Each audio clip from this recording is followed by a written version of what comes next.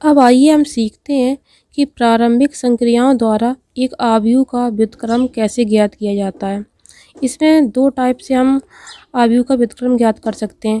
पहला टाइप है जिसमें पंक्ति रूपांतरण द्वारा व्युत्क्रम ज्ञात करना, और दूसरा है स्तंभ रूपांतरण द्वारा व्युत्क्रम ज्ञात करना। अब इसमें पहले में क्या होता है, इसमें जितने भी हम ऑपरेशन या ट्रांसफॉर्मेशन जो अप्लाई करते हैं वो सभी हम पंक्तियों में, मतलब रो में ट्रांसफॉर्मेशन अप्लाई करते हैं। और जो दूसरा है इसमें क्या करते हैं, इसमें सभी पूरे सवाल में कॉलम कॉलम में रूपांतरण या ट्रांसफॉर्मेशन अप्लाई करते हैं। अब इसकी कार्यविधि दोनों की सेम है, बस पहले वाले में रो वाइज होता है ट्रांसफॉर्मेशन और दूसरे वाले में स्तंभ वाइज होता है। और रूपांतरण कैसे किए जाते हैं ये हम आपको पिछली वीडियो में समझा चुके हैं बहुत ही अच्छे से। तो हम इसकी कार्यविधि समझते हैं, कार्यविधि क्या है। तो चलिए कार्यविधि समझते हैं। कार्यविधि में हम क्या करते हैं, सबसे पहले तो हमें एक n क्रम का कोई आव्यूह दिया जाता है। तो मान लीजिए वो आव्यूह a है, तो सबसे पहला स्टेप क्या करते हैं, a बराबर हम in a लिखते हैं।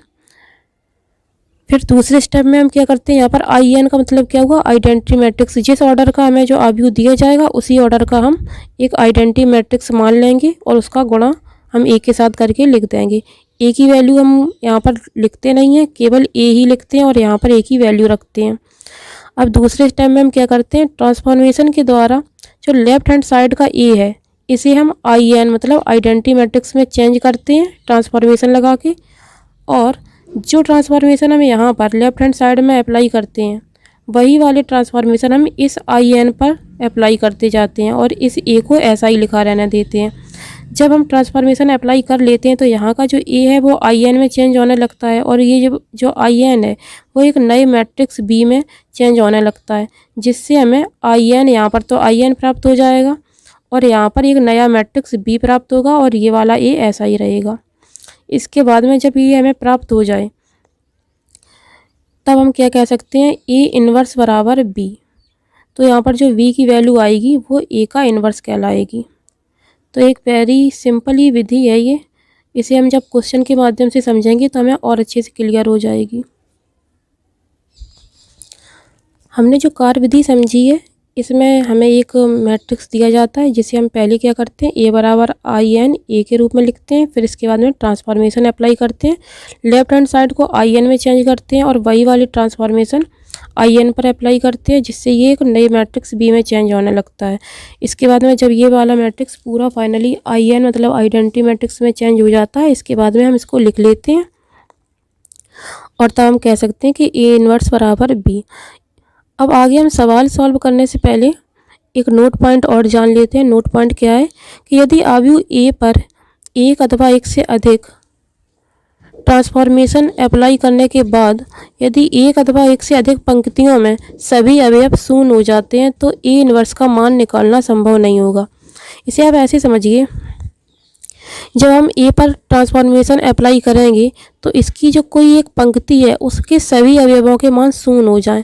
अब जब सभी अवयवों के मान शून्य हो गए इसका मतलब क्या हुआ कि ये आइडेंटिटी मैट्रिक्स बन ही नहीं पाएगा, क्योंकि आइडेंटिटी मैट्रिक्स में क्या होता है, ये वाली जो पंक्ति होती है उसका पहला अवयव तो 1 होता है, बाकी सारे अवयव शून्य होते हैं। फिर जो इसी प्रकार से दूसरी पंक्ति होती है उसमें भी एक अवयव का मान यहाँ पर 1 होता है और इसके अलावा बाकी सारे अवयवों के मान शून्य होते हैं। और जो तीसरी पंक्ति होती है उसमें जो लास्ट वाला अवयव होता है उसका मान 1 होता है, बाकी सबके शून्य होते हैं। यहाँ पर कह रहे हैं अगर पूरी पंक्ति के सभी मान शून्य हो गए तो सीधी सी बात है अब वो आइडेंटिटी मैट्रिक्स तो बनेगा नहीं। जब आइडेंटिटी मैट्रिक्स ए नहीं बनेगा तो यहाँ पर in भी चेंज होकर इसका इन्वर्स नहीं बनाएगा, तो इसलिए ए इन्वर्स निकालना संभव नहीं होगा। अब आगे हम क्वेश्चन देखते हैं। अब देखिए हमें क्वेश्चन क्या दिया गया है कि एक प्रारंभिक संक्रिया के प्रयोग के द्वारा आव्यूह a बराबर ये कोई मैट्रिक्स है का प्रतिलोम मतलब इन्वर्स ज्ञात करो। तो यहाँ पर तो मान लो कह ही दिया गया है क्वेश्चन में कि प्रारंभिक संक्रिया के प्रयोग द्वारा ज्ञात करो, अगर ना भी कहे तो भी आप कर सकते हैं। इसी में क्वेश्चन ऐसे भी कह सकता है कि प्रारंभिक संक्रिया के पंक्ति रूपांतरण द्वारा इसका इन्वर्स ज्ञात करो, या प्रारंभिक संक्रिया के स्तंभ रूपांतरण द्वारा इसका प्रतिलोम या इन्वर्स ज्ञात करो। अगर क्वेश्चन में क्या ही दिया गया है कि पंक्ति रूपांतरण द्वारा करो तो हमें जितने भी ट्रांसफॉर्मेशन अप्लाई करना है वो सभी हम पंक्तियों में अप्लाई करेंगे। अगर ये कह दिया गया है क्वेश्चन में कि नहीं स्तंभ द्वारा ही करो तो हम सारे ट्रांसफॉर्मेशन स्तंभ वाइज करेंगे। और अगर कुछ नहीं कहा गया है तो आप अपनी मर्जी से चाहें तो स्तंभ द्वारा कर लें और चाहें तो पंक्ति द्वारा कर लें, लेकिन करेंगे ट्रांसफॉर्मेशन एक ही में अप्लाई। या तो पूरे क्वेश्चन में केवल और केवल पंक्ति ट्रांसफॉर्मेशन अप्लाई करें या फिर पूरे ही क्वेश्चन में स्तंभ रूपांतरण अप्लाई करें। तो यहाँ पर हम कॉलम वाला रूपांतरण अप्लाई करेंगे। तो सबसे पहले हम क्या करते हैं, पहले स्टेप में हमने आपको बताया था जो ए दिया गया है, यहाँ पर देख लीजिए ए जो है वो एक वर्ग आव्यूह है जो कि 2x2 ऑर्डर का है। तो सबसे पहले हम इसे क्या करेंगे, ए को ए बराबर आई ए में चेंज करेंगे। तो पहले स्टेप में हम वही कर रहे हैं, ए बराबर आई एन ए। तो यहाँ पर आई एन का मान कितना हो जाएगा, 2x2 ऑर्डर का आइडेंटिटी मैट्रिक्स, क्योंकि ए जो हमें दिया गया है वो 2x2 ऑर्डर का है। तो इसे हम क्या लिखेंगे, ए की यहाँ पर वैल्यू लिखेंगे 2, 4, 1 और -1 जो हमें दी गई है, बराबर का चिन्ह लगाएंगे। ए को हम ऐसा ही लिख लेते हैं, यहाँ पर ए की वैल्यू नहीं लिखते हैं। और यहाँ पर आई एन की वैल्यू लिखेंगे। आई एन की वैल्यू कितने होगी 1 0 0 1, क्योंकि ये 2x2 ऑर्डर का था तो ये जो आइडेंटिटी मैट्रिक्स है ये भी 2x2 ऑर्डर का होगा। अगर ये आव्यूह 3x3 का होता तो यहाँ पर जो हम आइडेंटिटी मैट्रिक्स मानते हैं वो भी 3x3 ऑर्डर का मानते। यहाँ पर अगर ए आव्यूह 4x4 ऑर्डर का होता तो ये जो आइडेंटिटी मैट्रिक्स है ये भी 4x4 ऑर्डर का ही मानना पड़ता। अब हम क्या करेंगे, सबसे पहले अगले स्टेप में हम क्या करते हैं, ट्रांसफॉर्मेशन लेफ्ट हैंड साइड में, ये वाली जो लेफ्ट हैंड साइड है इसमें अप्लाई करते हैं और इसे हम क्या बनाने की कोशिश करते हैं, आइडेंटिटी मैट्रिक्स। तो आइडेंटिटी मैट्रिक्स बनाने के लिए हमें क्या करना होगा, यहाँ पर इस जगह पर 1 लाना है। तो हमें ये अपने आप से सोचना है कि यहाँ पर 1 कैसे आएगा, हम कौन सा ट्रांसफॉर्मेशन अप्लाई करें। और जो ट्रांसफॉर्मेशन हमें यहाँ पर अप्लाई करना है वही हम सेम टू सेम यहाँ पर अप्लाई कर देंगे। यहाँ के लिए ही बस हमें सोचना है, जो हम यहाँ पर करते हैं वही वाला काम हम यहाँ पर करते जाते हैं। तो यहाँ पर हम पहला ट्रांसफॉर्मेशन जो अप्लाई कर रहे हैं वो हम कर रहे हैं C2 की जगह पर हम क्या करेंगे, 1/4 C2। तो C2 कौन सा है, ये वाला, और C1 कौन सा है, ये वाला। तो C1 तो हम वैसा ही लिखा रहने नहीं, तो 2 1 ये तो C1 हो गया। C2 की जगह पर हम क्या कर रहे हैं, C2 में 1/4 से गुणा कर रहे हैं। तो 4 गुणे 1/4 और -1 गुणे 1/4 ए। अब हमने क्या किया है, यहाँ पर C2 की जगह पर 1/4 से गुणा करा है, तो इस वाले में भी हम वही करेंगे जो हमने यहाँ पर करा है। और यहाँ पर हमने कैसे करते हैं, यहाँ पर हम इसलिए ऐसा करते हैं कि ये जो है वो आइडेंटिटी मैट्रिक्स बन जाए। तो हमने यहाँ पर C2 की जगह पर 1/4 C2 किया है, तो यहाँ पर भी वही करेंगे। तो C1 तो वैसा ही लिख देंगे।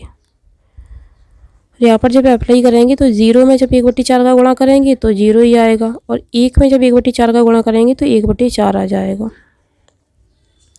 अब इसे हम आगे सॉल्व कर लें। तो ये 4 से 4 कट जाएंगे, तो यहाँ पर क्या आएगा 2, यहाँ पर 1, यहाँ पर 1, यहाँ पर -1/4 बराबर ए।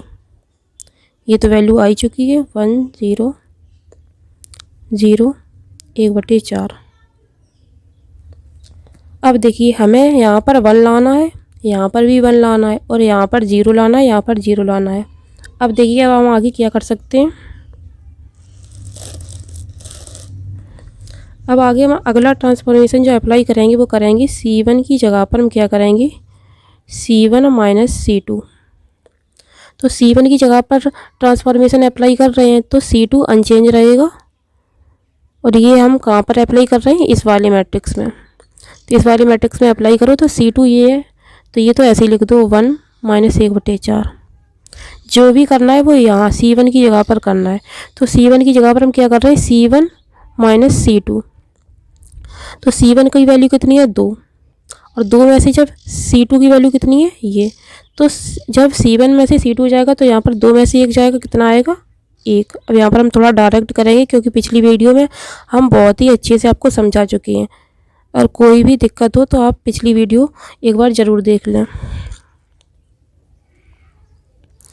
अब यहाँ पर करेंगे तो 1 में से क्या जाएगा, -1/4।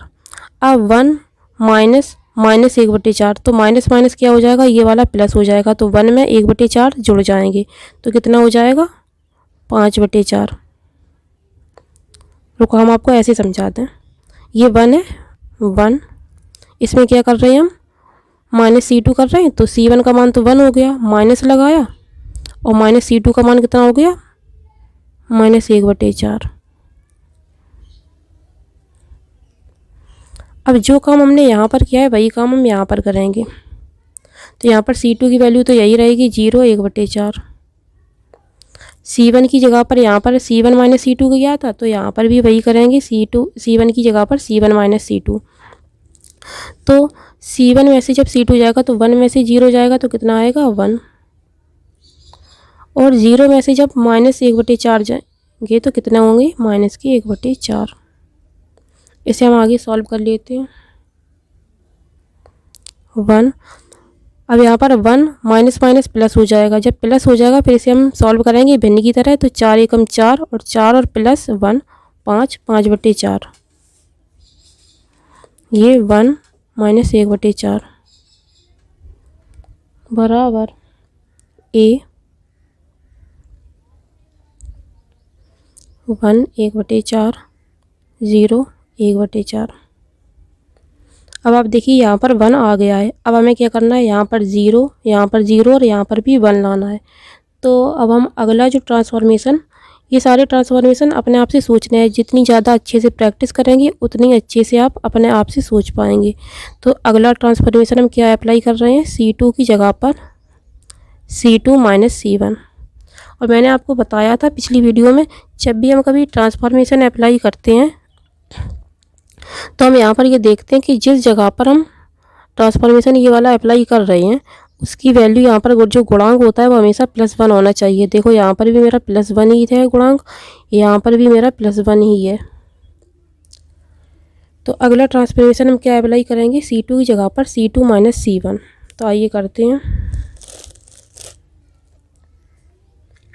C1 तो अनचेंज रहेगा, तो C1 हम वैसे ही लिख देते हैं 1 और 5/4।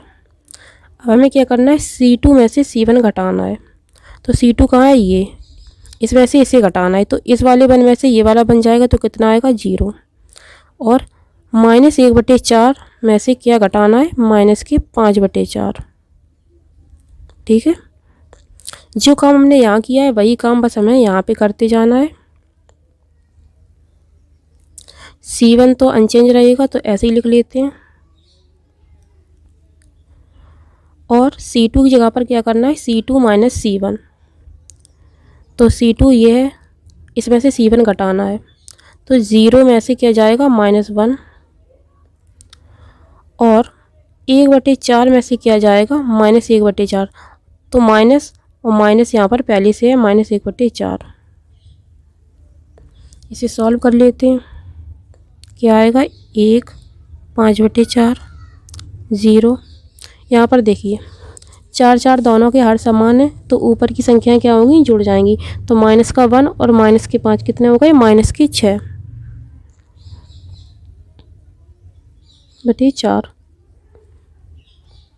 यहाँ देखिए 1 -1/4, 0 में से -1 जाएगा तो माइनस के 1 आएंगे। अब यहाँ देखिए 1/4 माइनस माइनस क्या होगा, प्लस। तो 1/4 और ये वाली 1/4 तो आपस में जुड़ेंगे, तो कितने हो जाएंगे, 2/4, जो कि हर समान है, हर समान है, तो हर 4 आ गया, और 1 कितने हो गए, 2। अब हम अगला जो ट्रांसफॉर्मेशन अप्लाई करेंगे वो क्या होगा, हमारा जो अगला ट्रांसफॉर्मेशन है वो है C2 की जगह पर -4/6 C2। तो इसे हम पहले यहाँ पर अप्लाई करते हैं।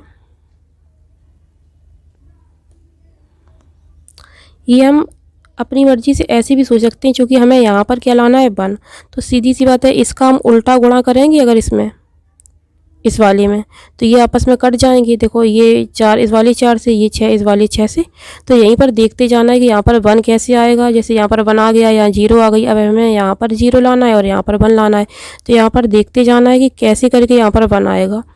तो वही लाने के लिए हम क्या करेंगे, C2 की जगह पर -4/6 C2।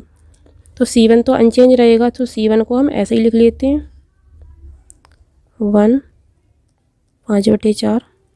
अब यहाँ देखिए 0 में जब हम गुणा करेंगे -4/6 से तो कितना आएगा 0। अब यहाँ पर -6/4 से जब -4/6 का गुणा करेंगे तो क्या आएगा, आगे हम सॉल्व करके लिखेंगे। अब जो काम हमने इस तरफ किया है वही काम हम इस तरफ भी करेंगे। तो C1 तो अनचेंज रहेगा, C2 की जगह पर हम क्या कर रहे हैं, -4/6 से गुणा। तो -1 तो C2 का मान पहले से यहाँ पर था। अब क्या करेंगे, इसमें -4/6 से गुणा। वही काम हम यहाँ पर करेंगे, 2/4 पहले से थे, इसमें क्या करेंगे -4/6 से गुणा। सॉल्व कर लेते हैं इसे आगे हम।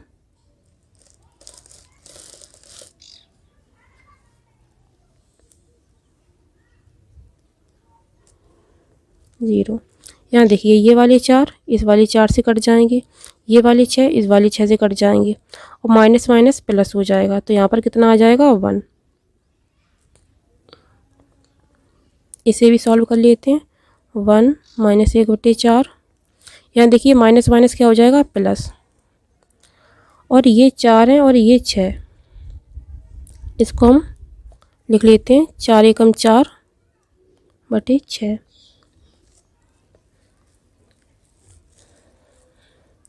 अब यहाँ पे देखिए यहाँ पे क्या होगा, ये 4 से ये वाले 4 कैंसिल हो जाएंगे और ये माइनस आ जाएगा -2/6। वैसे आप चाहें तो यहाँ पर ये काट भी सकते हैं, 2 दूनी 4 2 तिये 6 2 एकम 2 2 तिये 6। मैं बाद में काट लूँगी या फिर ऐसे ही लिखे रहने दो। अब यहाँ पर देखिए यहाँ पर 1 आ गया है, यहाँ पर 0 आ गया है, यहाँ पर 1 आ गया है। आइडेंटिटी मैट्रिक्स बनने के लिए ये वाला अवयव और 0 हो जाए तो बस फाइनल रिजल्ट आ जाएगा हमारा। तो अभी इसे हम कैसे 0 करेंगे देखते हैं। अगला ऑपरेशन लगाते हैं। C1 की जगह पर हम क्या करते हैं, C1 -5/4 C2। आइए इसे हम अप्लाई कर रहे हैं। तो जो C2 है वो तो अनचेंज रहेगा, 0 और 1 इसे ऐसे ही लिख लेते हैं। सारा ऑपरेशन कहाँ करना है, C1 के पास। तो C1 में से C1 की वैल्यू कितनी है 1 5/4। इसमें क्या करना है -5/4 C2। तो C2 में क्या करते जाना है, 5/4 से गुणा और इसमें से घटाते जाना है। तो जब 0 में 5/4 से गुणा करेंगे और इससे घटाएंगे तो 0 ही आएगा, इसमें से 0 घट जाएगी। यहाँ पर 5/4 में से क्या करना है, C2 में 5/4 का गुणा करना है और इसके बाद में यहाँ से घटाना है। तो इसमें एक में जब हम 5/4 से -5/4 से गुणा करेंगे तो क्या आएगा, तो क्या होगा देखिए 5/4। इसको यहाँ से घटा देना है। सेम काम हमें इस तरफ करना है। C2 अनचेंज रहेंगे तो ऐसे ही लिख देते हैं 4/6 -2/6। अब यहाँ पे देखो C1 का मान कितना है 1। इसमें से हमें क्या घटाना है, -4/6 में गुणा किसका करके 5/4 का। ये C2 में 5/4 का गुणा करके घटाना है यहाँ से। सेम काम यहाँ पर करना है। -1/4 तो ये वैल्यू है, इसमें क्या करना है -2/6 में -5/4 से गुणा करना है, फिर यहाँ लिखना है। तो कितना होगा -5/4 गुणे -2/6। अब इसे हम आगे सॉल्व करते हैं। 1 में से 0 जाएगा तो 1 ही आएगा और 5/4 में से माइनस के 5/4 जाएंगे तो यहाँ कितना आएगा 0। ये 0 ये 1। ये फाइनली हमारा आइडेंटिटी मैट्रिक्स तो बन चुका है। अब इस वाले को और सॉल्व कर लें। इसे हम सॉल्व करेंगे तो यहाँ पर देखिए ये 4 से तो 4 कट जाएंगे, यहाँ बचेगा 5/6। इसे हम बेन की तरह सॉल्व करेंगे तो 6 एकम 6, 6 में से जब 5 जाएगा तो कितना बचेगा 1। तो 1/6 यहाँ पर आ जाएगा। यहाँ पे देखिए 2 एकम 2, 2 तिया 6, तो यहाँ पर कितना आया -1/4। ये माइनस माइनस क्या हो गया प्लस, 5 एकम 5/4 तिया 12, या इसे 4 × 3 भी लिख सकते हैं। ठीक है, ये 4/6 और ये -2/6। इसे हम अब आगे और सॉल्व करते हैं। ये तो सेम ही रहेगा क्योंकि ये आइडेंटिटी मैट्रिक्स बन चुका है, इसमें तो अब कुछ करना नहीं है, बस इसे हम सॉल्व कर लें। 1/6 यहाँ देखिए, इसका हर समान करने के लिए हम यहाँ पर भी 3 से गुणा कर देंगे, तो ये कितना हो जाएगा -3 + 5/12, और यहाँ पर 4/6 और -2/6। ठीक है, 1 0 0 1 A 1/6। यहाँ देखिए, यहाँ कितने बचे -3 और +5, कितने बचेंगे 2, और 2 से हम क्या करेंगे, यहाँ पर आया 2/12 और 4/6 -2/6। इसमें हम 2 से क्या करेंगे, 2 एकम 2, 2 छक 12, तो आगे क्या हो जाएगा 1 0 0 1 A 1/6। यहाँ पर 2 एकम 2, 2 और 2 छक 12, तो यहाँ पर भी 1/6 और 4/6 और -2/6। तो A इन्वर्स बराबर क्या हुआ, यहाँ से A इन्वर्स बराबर हमने क्या बताया था, A इन्वर्स बराबर क्या होता है B क्या है, ये वाला जो मैट्रिक्स चेंज होके आया है, तो A इन्वर्स बराबर क्या होगा, ये 1/6 4/6 1/6 और -2/6। तो फाइनली हमें A इन्वर्स प्राप्त हो गया, क्योंकि हम जानते हैं वैसे भी एक कंडीशन होती है A और A इन्वर्स बराबर क्या होता है, आइडेंटिटी मैट्रिक्स। और हमने पिछली जो कार्यविधि पढ़ी थी मेथड सॉल्व करने की इन्वर्स की, तो उसमें भी हमने पढ़ा था कि A इन्वर्स बराबर क्या होता है, ये जो मैट्रिक्स आता है चेंज होके B, वही A इन्वर्स के बराबर होता है। तो A इन्वर्स बराबर ये हो गया, तो फाइनली हमें A इन्वर्स प्राप्त हो गया। इस प्रकार से आप किसी भी सवाल में उसका इन्वर्स प्राप्त कर सकते हैं। अब मान लीजिए ये तो 2x2 ऑर्डर का था, आप 3x3 ऑर्डर का भी निकाल सकते हैं, बिल्कुल सेम इसी प्रकार से।